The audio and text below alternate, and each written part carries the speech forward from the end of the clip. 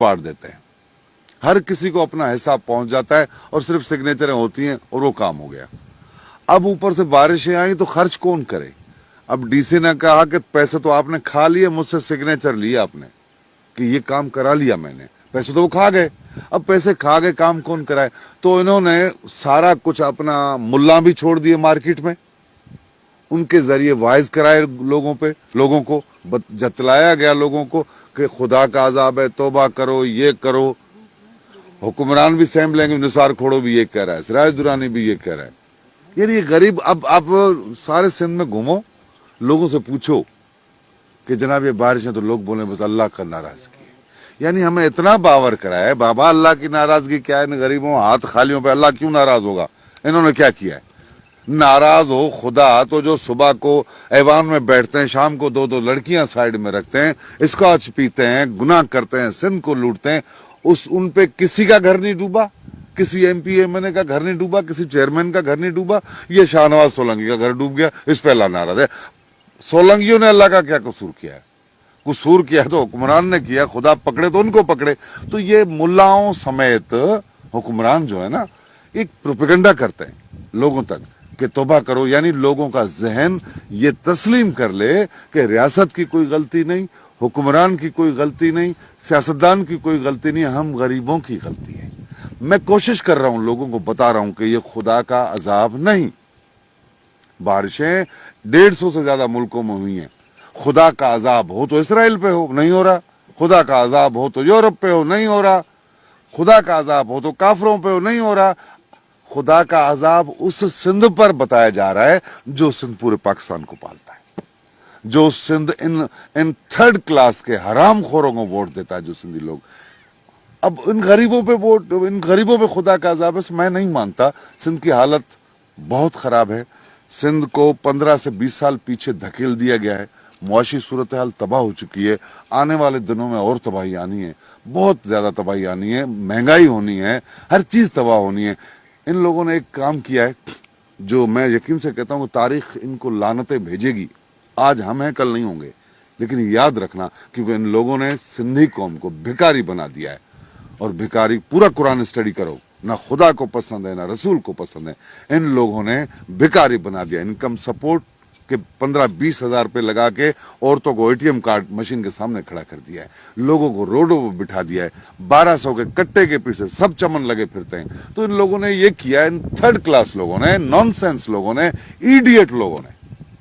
और मैं इन्होंने वोट लेते हैं और हम जैसे सादा दिल लोगों से, अनपढ़ लोगों से चावल की प्लेट पे और एटीएम कार्ड पे वोट ले रहे हैं और एक नॉनसेंस लोग हुक्मरानी कर रहे हैं।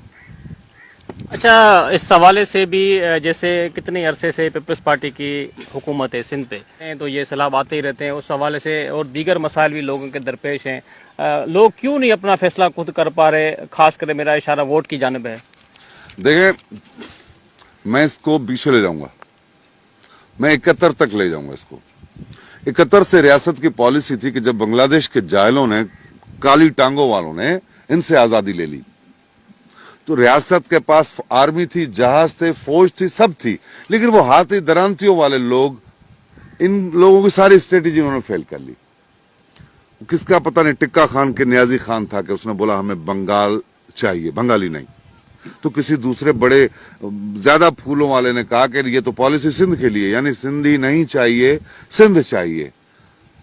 हर पढ़ा लिखा बंदा जानता है कि पाकिस्तान की जो टोटल आमदनी है उसमें से 70% से प्लस सिंध है। 65% पेट्रोल सिंध देता है, 72% गैस सिंध देता है पूरे पाकिस्तान को। आपको पता है कि पाकिस्तान की, सिंध की बिजली की जरूरत है 3200 मेगावाट, लेकिन अकेला सिंध कितनी बिजली पैदा करता है?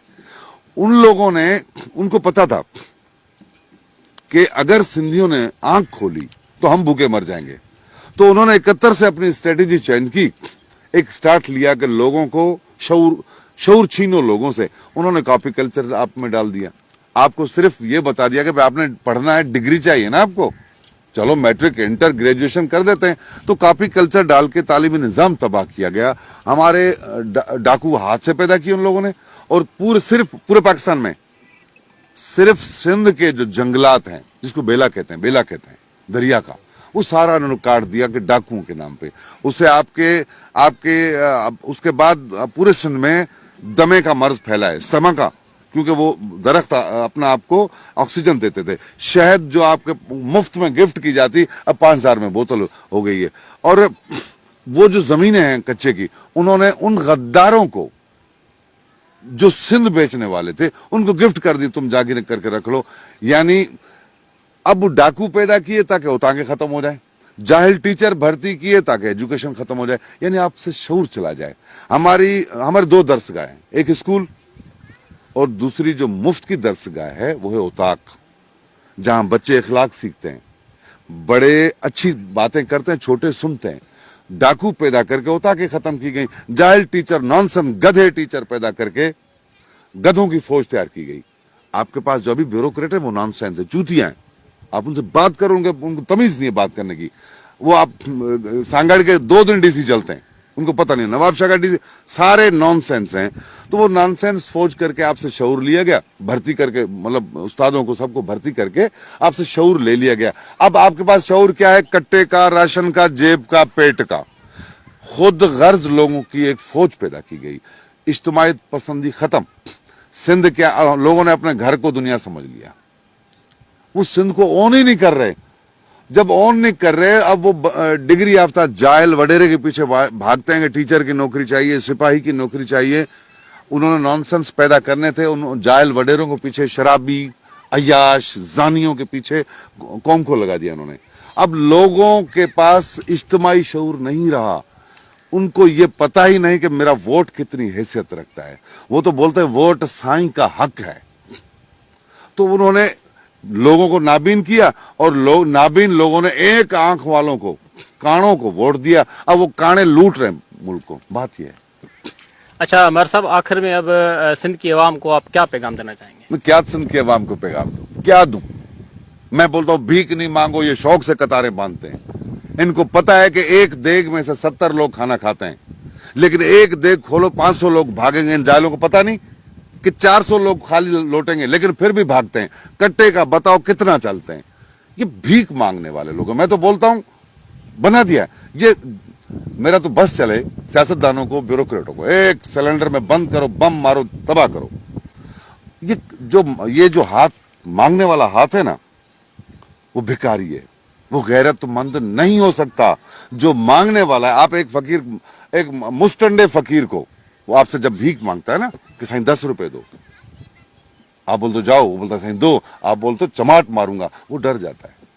وہ پہلوان فقیر 10 روپے کے پیچھے اپنا ضمیر بیچتا ہے. یعنی وہ اگر آپ کو ایک چماٹ مارے تو بھی بیٹھ جاؤ, لیکن اس نے ہاتھ پھیلا کے اپنی غیرت ختم کر دی ہے. خدا خودداروں کو پسند کرتا ہے. ہم بھٹائی کے مرید ہیں, ہم بھٹائی کے مرید ہیں. اور ہمارے مرشد نے کہا ہے, بھلی بکھ بھرم جی شال مونج شان. ہم بھوکا مرنا نہیں چاہتے. بولے شان گیا گند لینے, باڑ میں گیا شان.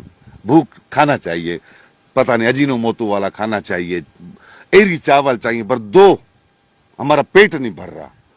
تو اس سے بہتر ہے قوم کو غیرت مند بننے کے لیے یہ ہاتھ بند کرو, مانگو نہیں. کیونکہ قرآن کہتا ہے, خدا کہتا ہے کہ میں تمہاری روزی کا ضامن ہوں. ہمیں اللہ پہ اعتبار نہیں ہے.